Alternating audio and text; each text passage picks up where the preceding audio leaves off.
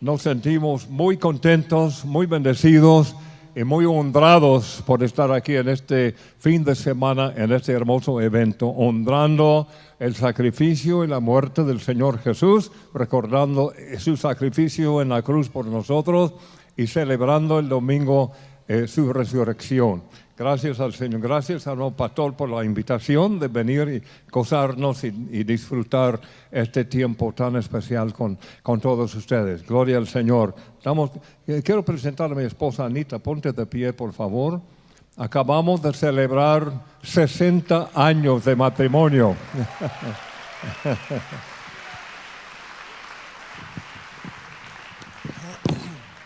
Gracias al Señor. Entonces, hermanos, gracias. Yo quiero felicitarles por un evento tan hermoso. La obra, todo es excelente. Esta es una de las mejores iglesias que nosotros conocemos, hermanos.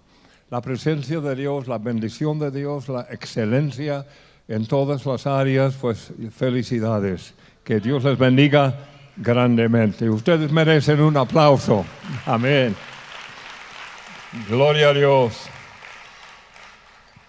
Entonces, hermanos, el tema de esta noche de la palabra del Señor, que vamos a compartir la palabra, este mensaje lo llamo la infidelidad de los 12 o de los discípulos de Jesús y la fidelidad de Dios. Un tremendo contraste entre la infidelidad del hombre, hasta incluso creyentes, seguidores de Jesús, y la fidelidad de nuestro Dios. ¿Cuántos saben que Dios es fiel, hermanos? Amén. Gracias a Dios. Entonces, la última noche de Jesús con sus discípulos, estos últimos momentos que Él compartió con ellos antes de ofrecer su vida como el Cordero de Dios que quita el pecado del mundo. Jesús se encuentra en ese aposento que fue preparado para que Él comiera la cena pascual con sus discípulos antes de sufrir.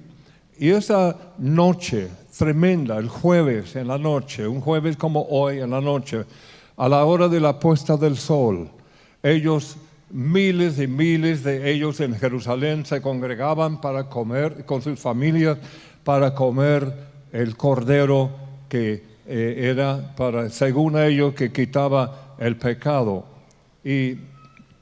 Pero ellos, por ejemplo, a las 9 de la mañana el Señor Jesús fue crucificado y a las 3 de la tarde murió. Y a esa hora de las 3 de la tarde los sacerdotes en el templo estaban ofreciendo miles y miles y miles de corderos que la gente iba a comer en la cena pascual. Pero ahora, en ese mismo momento, estaba muriendo en la cruz el verdadero Cordero de Dios, ¿verdad? Gloria al Señor, dando su vida por nosotros el pecado. Ese jueves por la noche sucedieron muchas cosas. Por ejemplo, Jesús con sus discípulos, como ya mencionamos, hizo el nuevo pacto también con sus discípulos en esa ocasión. Después el tiempo en Getsemaní, en el Monte de los Olivos, el arresto de Jesús.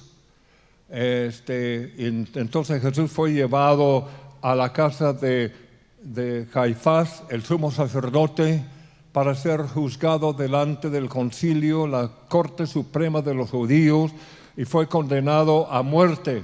Pero como los judíos no podían condenar a muerte por crucifixión, tuvieron que llevarlo delante de las autoridades romanas para que ellos lo condenaran también.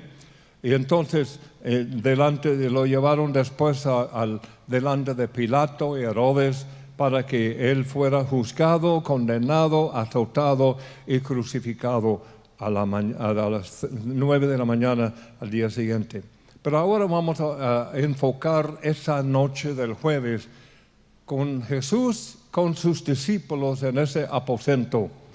Él había enviado 2 de sus discípulos, Pedro y Juan, a preparar el lugar.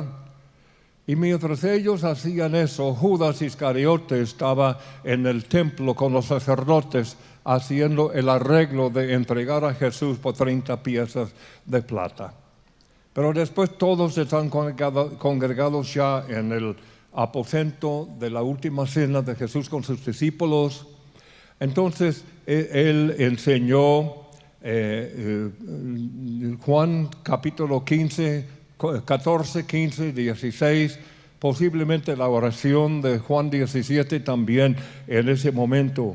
Pero ellos, vamos a ver eso un poquito más adelante. La infidelidad de los 12, sus faltas, falta de fe, falta de lealtad, falta de fidelidad, falta de valor. Entonces vamos a ver las flaquezas, las faltas de los 12 discípulos de Jesús en 3 niveles o 3 manifestaciones: la traición de Judas, el abandono de sus discípulos y la negación de Pedro. ¿Qué les parece? Primero, la traición de Judas. En la tarde, es la tarde del jueves, y Jesús ya con sus discípulos, y Jesús lo primero que dice es: uno de ustedes me va a entregar. Y eso cayó como una bomba en ese lugar. Los discípulos dijeron: ¿cómo es posible, Señor? Señor, ¿seré yo? Y otro: Señor, ¿soy yo? ¿Cómo es posible, Señor? Uno por uno todos le dijeron eso. Y Jesús indicó quién fue: Judas, y él sale para terminar los últimos arreglos para entregar a Jesús cuando él fue. Entonces Jesús, vamos a hablar un momento acerca del... ¿Qué es traición, hermanos? Judas, que traicionó al Señor Jesús. ¿Qué es traición? Traición es un acto de ser desleal, de quebrantar la fidelidad y de fingir amistad que no es sincera. Entonces alguien dijo que la traición es el acto más monstruoso,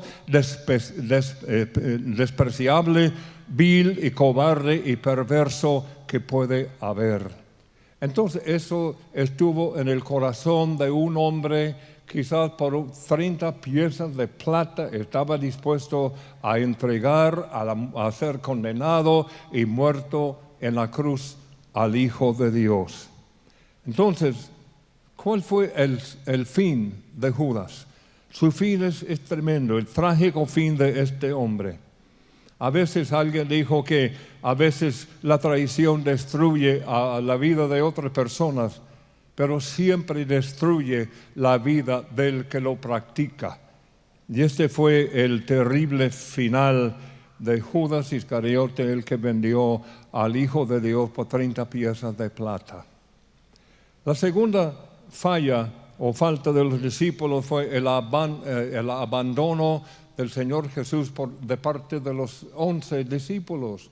Judas ya había salido, ya estaba fuera arreglando la entrega de Jesús, pero los 11, cuando Jesús lavó los pies a los discípulos, terminó la cena, cantaron un himno y salieron con sus discípulos a Getsemaní, al monte de los olivos. Entonces ahí es donde los discípulos, cuando llegaron los soldados, Judas, con los que iban a llevar preso a Jesús, entonces dice la palabra en Mateo 26, 56, dice: entonces todos los discípulos dejándole huyeron. Todos incluso Pedro. Eso no fue una sorpresa para Jesús, porque él les había dicho en Juan 16:32, la hora viene y ya ha llegado en que ustedes serán esparcidos cada uno por su lado y me dejarán solo. Algunas versiones de la Biblia dice: ustedes van a perder su fe en mí. Wow. En un momento, hermano, vamos a aplicar eso a nosotros, ¿verdad? Pero por el momento estamos hablando de los 11. También otra versión dice: se apartarán ustedes de mí. Otra versión dice: se alejarán de mí desilusionados. Y otra versión dice: me abandonarán. Entonces, vamos a ver un ejemplo más en el Nuevo Testamento de personas que abandonaron su relación con el Señor. Demas. En 2 de Timoteo 4:10 dice, Demas me ha desamparado amando este mundo. No tenemos que buscar muy lejos para descubrir el motivo detrás de él. Él amó más al mundo que a Dios. Y hay mucha gente hoy en día, creyentes, cristianos, los que vamos a la iglesia y amamos a Dios, y sin embargo amamos más al mundo que a Dios. Y eso llevó a la ruina espiritual de ese hombre que abandonó al apóstol Pablo. Tenía el privilegio de trabajar con el apóstol Pablo, pero lo desamparó. Juan Marcos también, en el primer viaje de Pablo y Bernabé, invitaron a Juan Marcos a acompañarles como su ayudante. Pero cuando llegaron a cierto punto, dice, esto es lo que dice, pero Juan Marcos, apartándose de ellos, volvió a Jerusalén. Entonces él los abandonó y se apartó de ellos y volvió. No sabemos por qué, mal de patria, temor, no sabemos por qué, pero él abandonó el ministerio que el Señor le había dado, el privilegio de andar con Pablo y Bernabé. Ahora, en el caso de los 12, ¿cuál era el motivo? Desilusión con Jesús, quizás algunos, o temor, a lo mejor tenía mucho temor. Por eso Jesús les dijo, velad y orad para que no entréis en tentación, porque el espíritu a la verdad está dispuesto, pero la carne es débil. Ellos habían descuidado la oración, en cierto sentido abandonaron antes a Jesús en el huerto de Getsemaní, cuando Jesús oraba, Padre, si es posible, líbrame de esta copa de sufrimiento.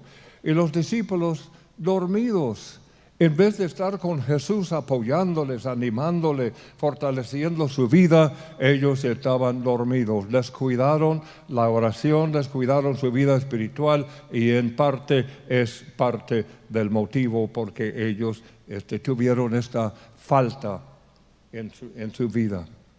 Ahora, la negación de Pedro. Cuando llevaron a Jesús a la casa de Caifás, el sumo sacerdote, y estaba siendo juzgado, Pedro llegó también. Estaba siguiendo de lejos. Él huyó también con los 11, pero él estaba siguiendo de lejos. Y cuando llegó él a la casa de Caifás, también se quedó en el patio. Y entonces una muchacha le dice, hombre, usted es uno de los discípulos de Jesús. Dice, no, yo no soy. Jesús le había dicho que iba a negarle 3 veces antes de que cantara el gallo, pero Pedro había resistido. No, Señor, jamás. No, yo nunca te voy a negar en la vida. Estoy dispuesto a ir a la cárcel contigo, estoy dispuesto a morir contigo, pero, ¿saben, hermanos? A veces no sabemos la debilidad de nuestro propio corazón. Y es por eso que Jesús dijo, orad y velad, porque la carne es débil, el espíritu está dispuesto, pero la carne es débil. Entonces hay que cuidar nuestra vida espiritual. Pedro contradijo las afirmaciones. La palabra negar viene de la misma raíz que la palabra negativa y significa refutar o contradecir. Cuando le decían, tú eres un discípulo de Jesús, no. Resistió y él contradecía, no, yo no lo conozco. Ahora bien, hermanos, hemos hablado de la traición de Judas, del abandono de los 12 discípulos de Jesús y también de la negación de Pedro. Pero ¿qué de nosotros? ¿Podemos aplicar esto a nosotros? ¿Es posible que hoy en día nosotros tenemos la capacidad o la posibilidad, la vulnerabilidad de caer también en estas mismas trampas y cometer también esas mismas faltas? Hay el caso de la traición. Hay creyentes que a veces cometen la traición. Oí el caso de una iglesia en México que donde uno de los líderes se ofendió, se fue enojado de la iglesia, pero no solamente para ir a otra iglesia, sino para tratar de destruir la iglesia de donde había salido. Entonces escribió un libro, hizo entrevistas en la televisión, artículos, y hizo todo lo posible por destruir la iglesia y la denunció como una secta falsa, cuando realmente en realidad es una iglesia muy sana y muy buena. Entonces, lo que quiero decir es esto, que a veces en el cuerpo de Cristo no debe existir la traición, pero sí existe a veces. He notado que en ciertos casos, cuando una persona se va de una iglesia, no se va con paz, sino que hacen todo el daño que puede a la iglesia, habla mal de los pastores y de las autoridades espirituales. Y si son personas que manejaban dinero, a veces se llevan dinero de la iglesia. En Pachuca hubo el caso de una iglesia que conocemos, donde uno de los líderes se enojó, se ofendió, se fue y traicionó a la iglesia y al pastor. Se llevó el equipo de sonido, se llevó los instrumentos y todo el equipo de alabanza también lo llevó, con el fin de destruir todo lo que pudiera. Amados hermanos, eso no debe de existir en el cuerpo de Cristo. ¿Cuántos dicen amén? Amén. Entonces eso es triste. Es triste cuando la traición ocurre, pero cuando ocurre en el cuerpo de Cristo y la familia de Dios, eso no debe no debe tener lugar. Muy bien. Ahora, ¿qué del abandono, de dejar por parte de los creyentes? Sí podemos ser culpables. Vamos a ver algunos ejemplos en la palabra del Señor. Apocalipsis 2:4 dice: tengo en tu contra que has abandonado tu primer amor. Wow. ¿Has abandonado tu primer amor? Mateo 24:10 y también versículo 12: en aquel tiempo muchos se apartarán de la fe. Habrá tanta maldad en que el amor de muchos se enfriará. Dejan su primer amor, su amor por Cristo se enfría y entonces ellos abandonan la consagración original que habían tenido con el Señor. Primero de Timoteo 4:1 dice: el Espíritu dice claramente que en los últimos tiempos algunos abandonarán la fe para seguir a inspiraciones engañosas y doctrinas diabólicas. En los últimos días, por las grandes presiones que hay, presiones diabólicas, satánicas, etc., muchos abandonarán, dice el Señor. Ahora, pero en este caso eso no es traición, es simplemente descuido, apatía, negligencia. Si es simplemente dejar, cuando la persona deja de leer la Biblia, deja de orar, deja de asistir a su iglesia, deja de amar al Señor, deja su primer amor, deja que su vida espiritual se enfríe, deja también quizás algún ministerio que ha tenido en la iglesia. Entonces es dejar de. Y también, o bien dejar a la iglesia. Hay mucha gente que ha dejado de asistir a su iglesia. Amados hermanos, quiero decirles que necesitamos de nuestra iglesia, nuestra congregación. Amén. Es nuestro hogar espiritual, dice la palabra, no dejando de congregaros como es la costumbre de algunos, sino exhortándolos y mucho más cuando ven que ya son los últimos días, que la hora es tarde. Nuestra iglesia es nuestro hogar espiritual. Y los que no se congregan son los que llamamos homeless, porque no tienen ese hogar espiritual. Y qué hermoso es juntos alabar al Señor, ¿verdad? En la iglesia nos amamos, nos animamos, oramos los unos por los otros, nos ministramos los unos a los otros y necesitamos de nuestra congregación. ¿Cuántos dicen amén, hermanos? De nuestra congregación espiritual también. Muy bien. Entonces, oí de los hombres, los creyentes que fueron un domingo en la mañana a pescar.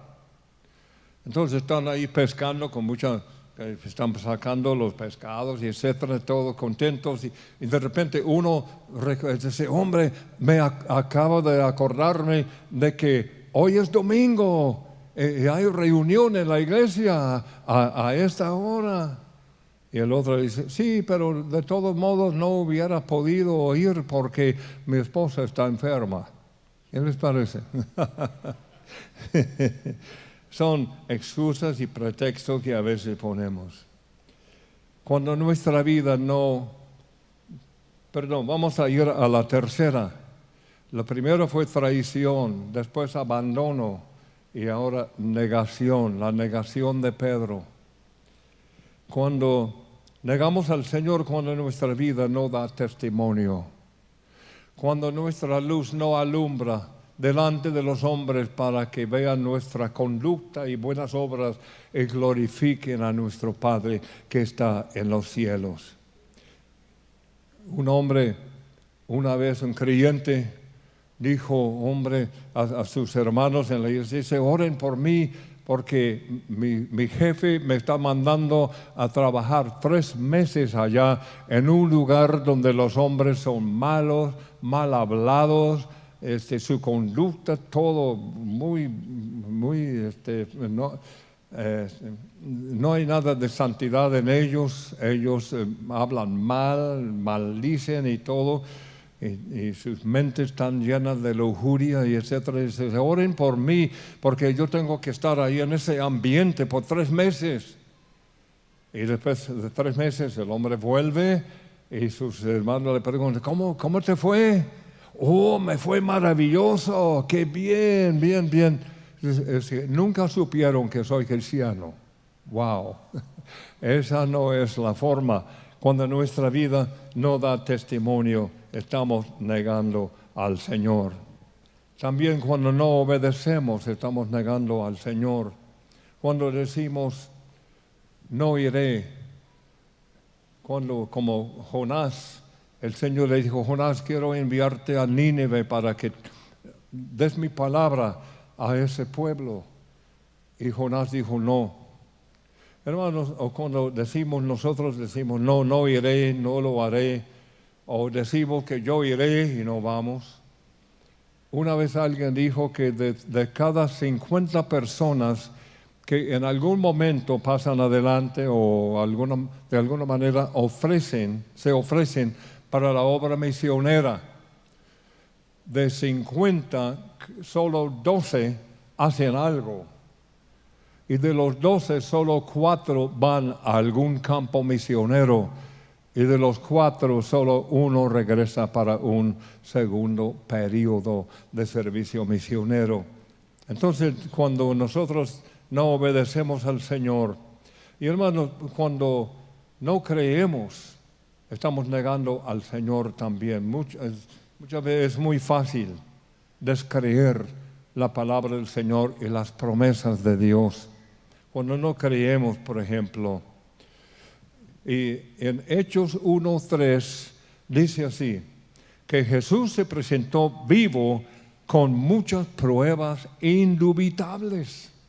Y sin embargo, sus propios discípulos, los que habían estado por 3 años y medio con él, no creyeron que hubiera resucitado, por ejemplo, de la muerte.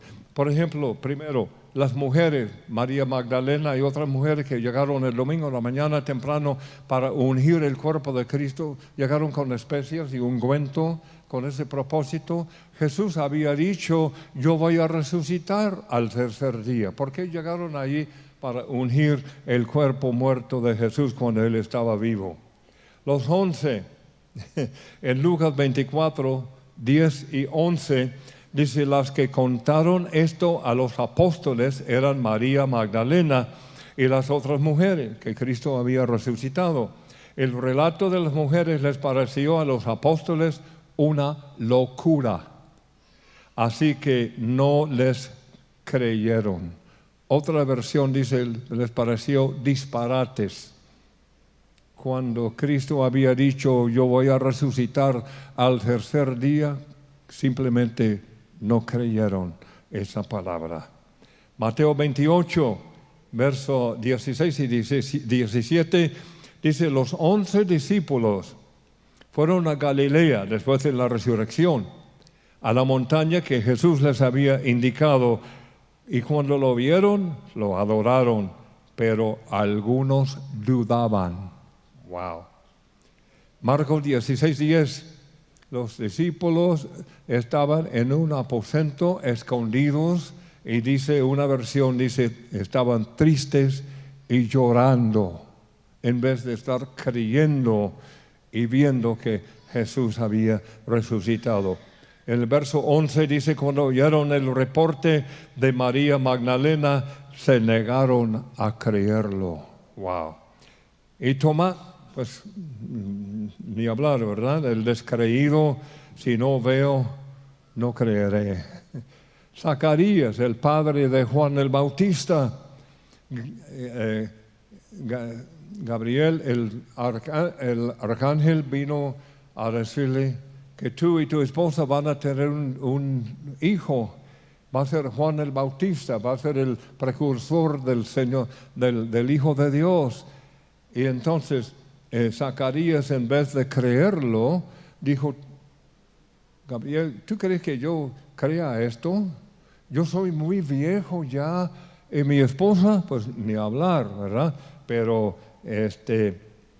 entonces Gabriel le dijo, vas a quedar mudo hasta el nacimiento del niño, por cuanto no creíste mis palabras. Algunos de estos son santos, son creyentes, son seguidores del Señor y gente fiel. Y sin embargo, hermanos, encontraron muy difícil creer las promesas del Señor. ¿Cuántos de nosotros podemos decir honestamente, a veces me cuesta creer las promesas del Señor? Si somos honestos, yo creo que sí. Pero hermanos, cuando abandonamos la verdad, también estamos negando al Señor. Cuando abandonamos la verdad y nos vamos tras cosas falsas, sectas falsas, religiones falsas. Tenía un amigo en Texas, miembro de una buena iglesia, hermosa iglesia. Entonces, de repente se va y se hace miembro de la iglesia ortodoxa oriental. Qué tremendo. Un pastor en México me dijo, hermano, un hermano estaba conmigo, fiel, sólido, por años. Y de repente se va a unirse al judaísmo, a practicar el judaísmo, como los judíos. Un evangelista que se llamaba Charles Templeton trabajó en el mismo tiempo junto al lado de Billy Graham. Predicaba mejor que Billy Graham. Ganaba mucha gente, cruzadas, mucho éxito y mucho fruto en sus cruzadas.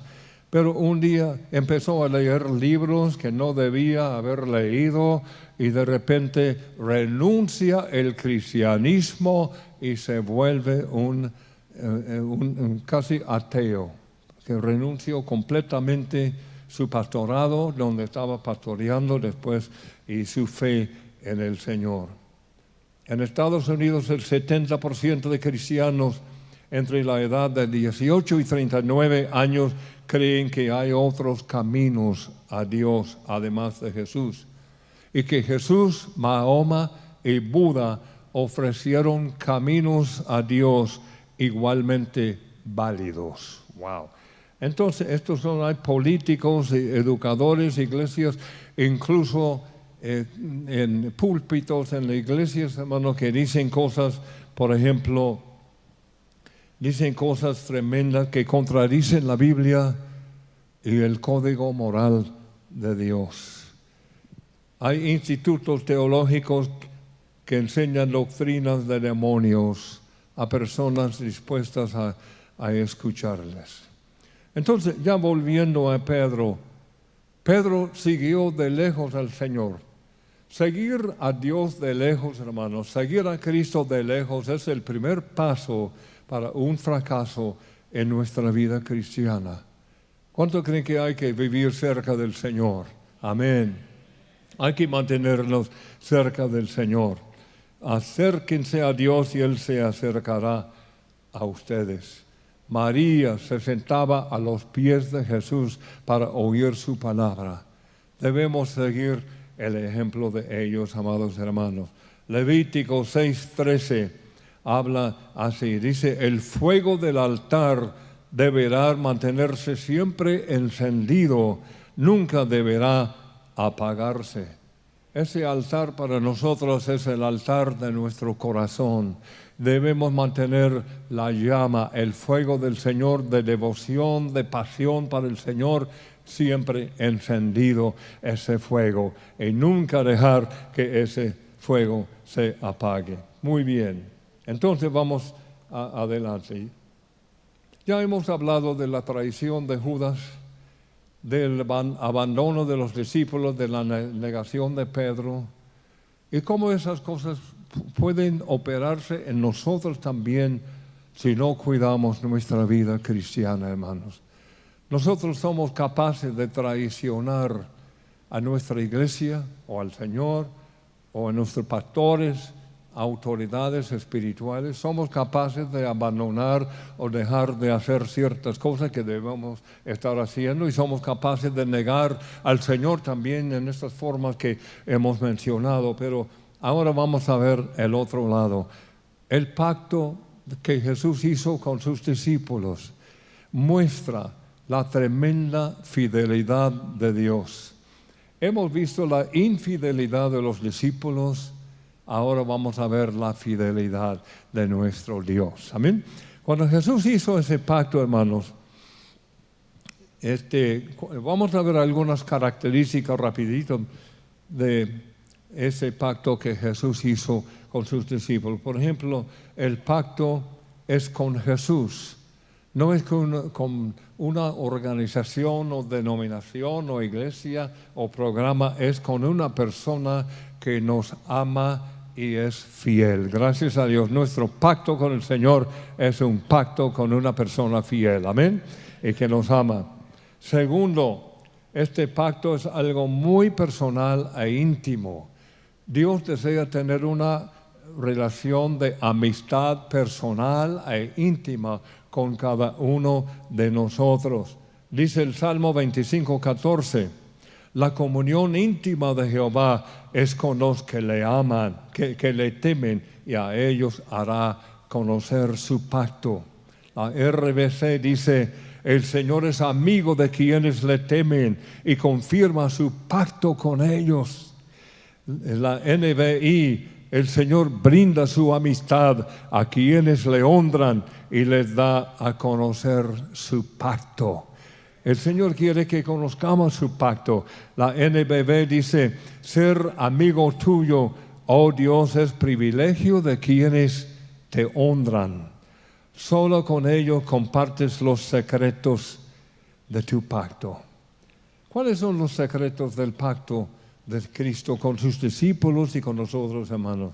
Voy a mencionar varios rapidito, que es un pacto de gracia y no de ley. He estado leyendo el Antiguo Testamento, la ley de Moisés y las ofrendas y todo eso, y digo, ay, Señor, lo que tenían que hacer, esto es matar animales y poner las partes de los animales sobre el altar y etcétera, todo lo que yo digo, gracias Señor que no vivimos en ese tiempo, gracias porque estamos en un tiempo de gracia donde el Señor ha pagado el precio de todo eso y cumplió esa ley. Amén. Gracias al Señor. Entonces, también, gloria a Dios. Es un pacto de gracia y no de ley. Yo no merezco nada.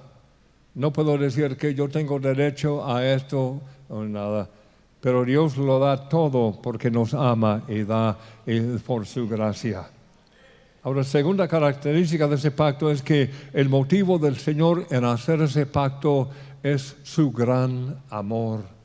Nos ama tanto y nos ama con el mismo amor con que ama a Jesús. Y esto es algo que nos deja completamente pasmados, hermanos.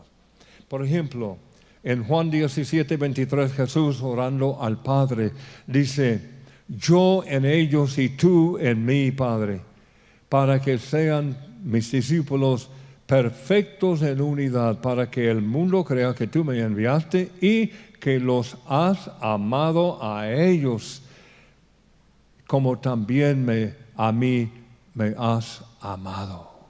¡Wow! ¿Sabe, hermano, que el Padre nos ama a nosotros así como ama a Jesús? Y sigue diciendo, la NTV dice, que los has amado a ellos como también a mí me has amado. Que los amas tanto como me amas a mí. Wow. ¿Cómo ama el Padre a Jesús, hermanos? Jesús orando al Padre en Juan 17:24 dice: Padre, me has amado desde antes de la fundación del mundo. Ahora pues, Padre, glorifícame tú al lado tuyo con aquella gloria que tuve contigo antes que el mundo fuese. Y Él quiere compartir esa gloria con nosotros, hermanos. Pero el pensamiento nos deja completamente atónitos que el Padre nos ama. El Padre te ama a ti, así como ama a Jesús. ¿Y por qué, hermanos?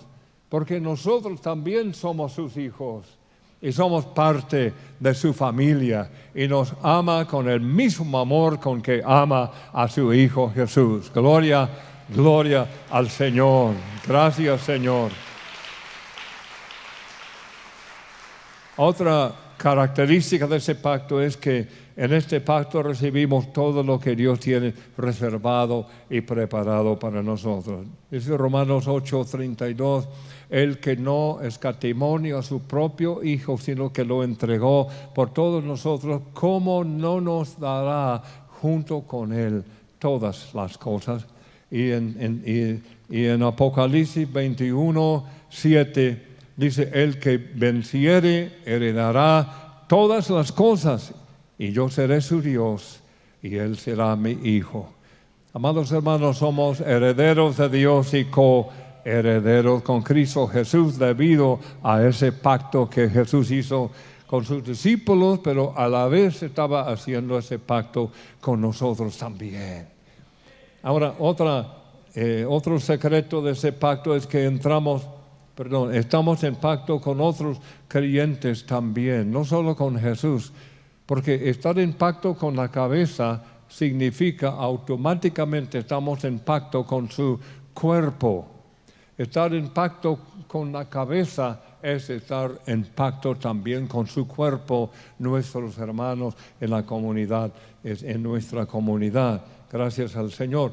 Entonces, yo puse aquí, tengo un seminario que yo enseño a veces sobre los pactos de la Biblia, pero este pacto, en particular con nuestros hermanos, puse algunas cosas que deben existir cuando reconocemos y vivimos de veras en ese pacto. Por ejemplo, siempre hablaré bien de mis hermanos. 2, viviré en mi comunidad cristiana con integridad y honestidad. 3, siempre buscaré el bien de otros, no solo mi propio bien. 4, hablaré bien de mis pastores y otras autoridades en mi vida. 5, sembraré la armonía y el amor y nunca la división. 6, pondré mi vida por mis hermanos siguiendo el ejemplo de Cristo, quien puso su vida por nosotros. Si pusiéramos en práctica estas 6 cosas, hermanos, desaparecerían el 90 o 99% de los pleitos y chismes y contiendas y conflictos en las iglesias. Amén. Estamos en pacto los unos con los otros también, de amarnos, de aceptarnos, de respetarnos, de edificarnos los unos a los otros, porque estar en pacto con Cristo automáticamente me pone en pacto también con mis hermanos. Gloria al Señor. Muy bien. Entonces, otro secreto de ese pacto, hermanos, es este. Jesús es fiel a su pacto. Amén. Podemos siempre contar con Él. Y tengo aquí un texto que, por ejemplo, que habla de que, sí, aquí está. El Señor es fiel y dice así, 1 Corintios 1:9, dice, fiel es Dios, quien los ha llamado a tener comunión con su Hijo Jesucristo, nuestro Señor. Primero de Tesalonicenses 5:24 dice, fiel es aquel que los llama, el cual también lo hará. Entonces, hermano, y me encanta este texto que dice, aunque nosotros seamos infieles, Dios sigue siendo fiel. Dice Romanos 3:4, Dios actúa siempre conforme a la verdad, aunque todo hombre sea mentiroso. Deuteronomio 32:4 dice, Dios es fiel, verdadero y digno de confianza. Wow. Siempre fiel, hermanos. Él no falla. Gloria al Señor.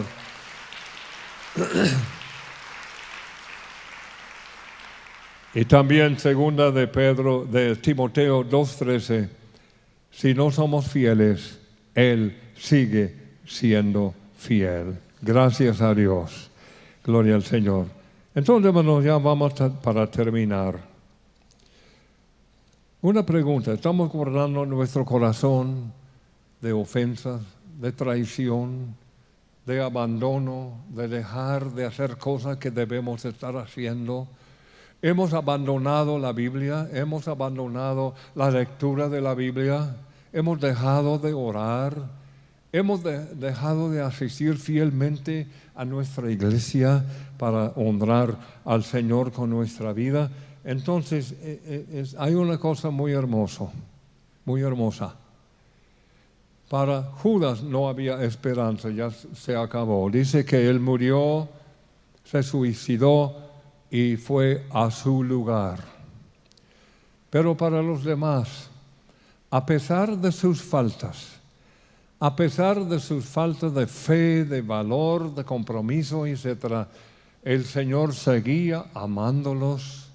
Y Él les dijo, vayan a Galilea y en cierto monte voy a estar esperándolos después de mi resurrección.